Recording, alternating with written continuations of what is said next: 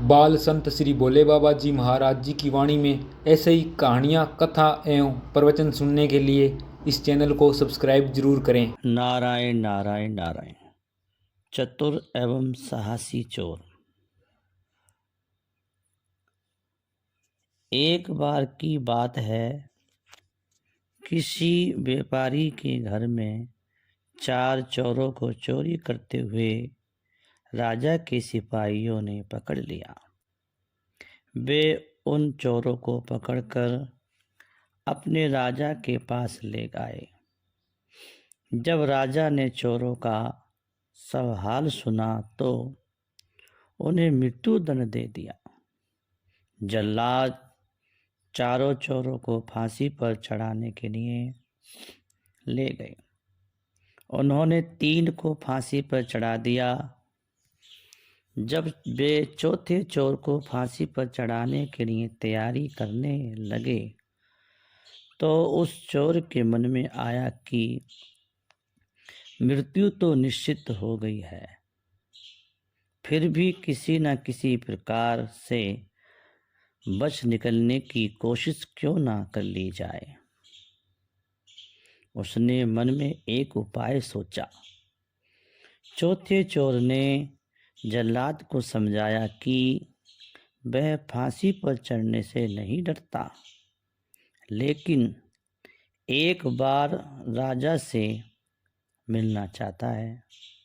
उसके पास सोने की खेती करने की अद्भुत कला है। उसकी इच्छा है कि मरने से पहले वह विद्या राजा को सौंप जाए। जल्लादों ने चौथे चोर की बात अपने राजा को कह सुनाई। राजा की आज्ञा पाकर उसे राजा के दरबार में लाया गया। वहाँ पर भी राजा को सोने की खेती की बात सुनाई। यह बात सुनकर मंत्री लोग हंस पड़े। चोर ने कहा कि क्या मैं उस समय झूठ बोल सकता हूँ जबकि मृत्यु मुझे सामने दिखाई दे रही है। आपके सामने भला कौन झूठ बोल सकता है। राजा ने चोर को आज्ञा दी कि उस अद्भुत विद्या को प्रकट करें। चोर ने आज्ञा पाकर सरसों के दाने के बराबर सोने के दाने बनवाए